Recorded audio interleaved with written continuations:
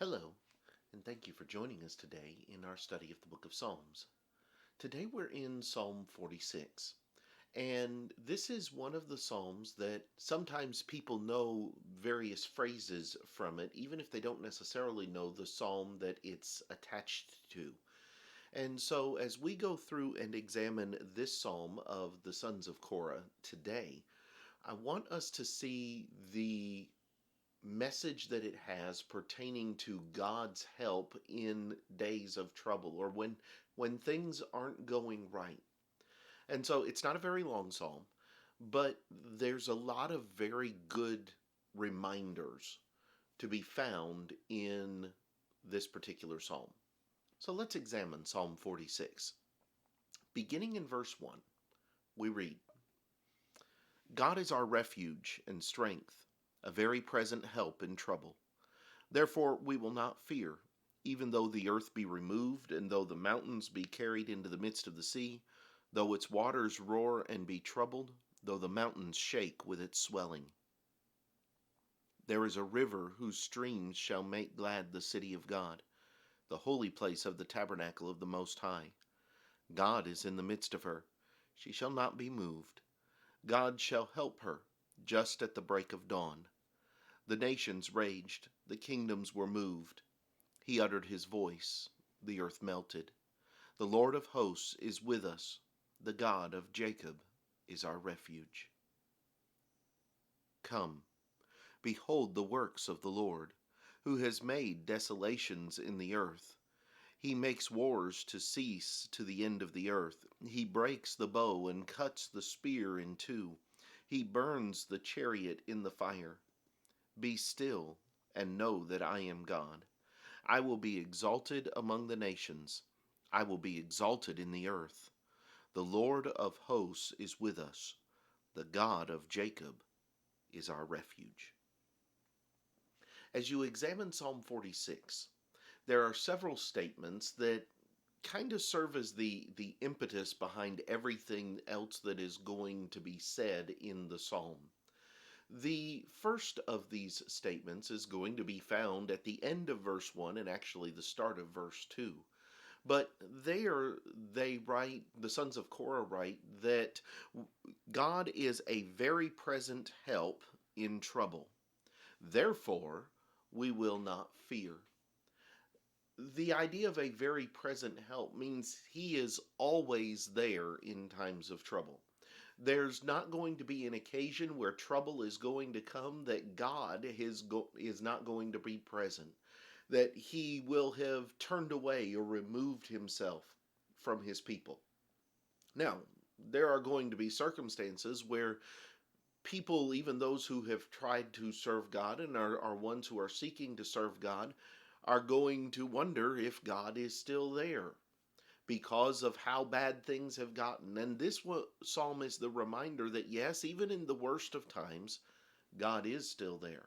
They go on to talk about in verses 2 and 3 that no matter what happens, whether the earth is removed, the mountains are carried into the midst of the sea, the waters roar and be troubled, all of these things are things that don't happen. And yet, it's the extreme mentality of even if the worst of things were to take place, God is still there. God is still going to be the one who is present in times of trouble.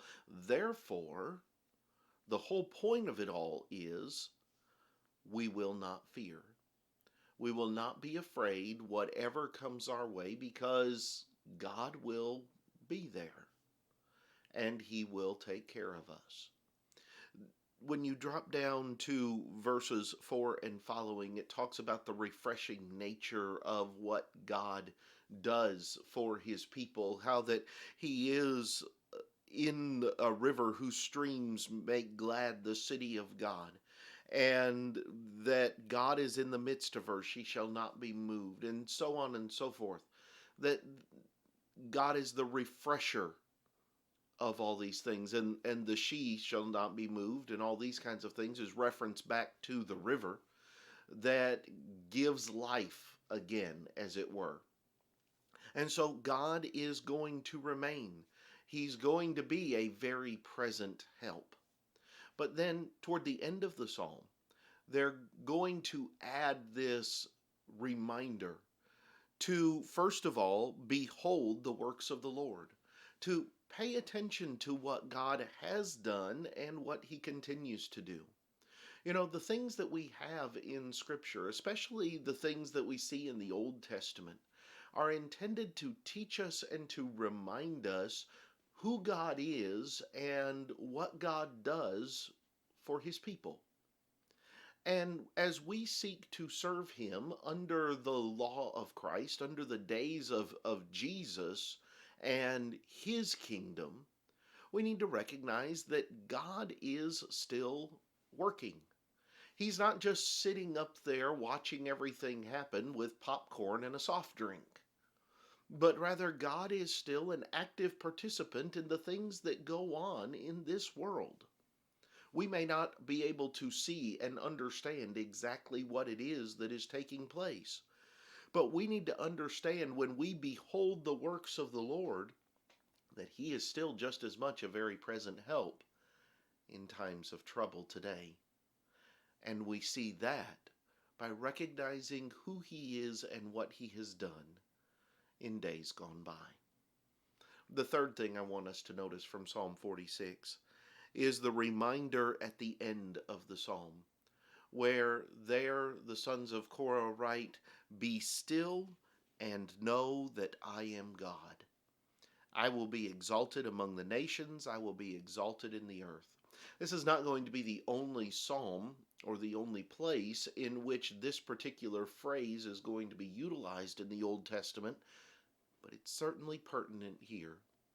When we are in times of trouble, and even when we're not, but especially when we are, we need to take a step back, take a moment to be still, to be silent, to just remember and to know who God is, the power that God has, the things that God does, the way that God watches over his people. God says, I will be exalted among the nations. I will be exalted in the earth if we're willing to pay attention and to stop. Many times we become so focused on how quickly we get from one thing to the next thing to the next thing to the next. When problems are coming in our lives, we need to stop, be still, and know who God is, and that he will be there for us in the midst of it all. These are some of the things that I see in Psalm 46. Certainly there's more that we could delve into even deeper. But I hope that these things will help give us a sense of what the main theme and the main idea is that the sons of Korah are talking about here. Next time we'll come back and we'll begin looking at Psalm 47. I hope you'll join us then. Thank you for watching the video today, and I hope you have a great day.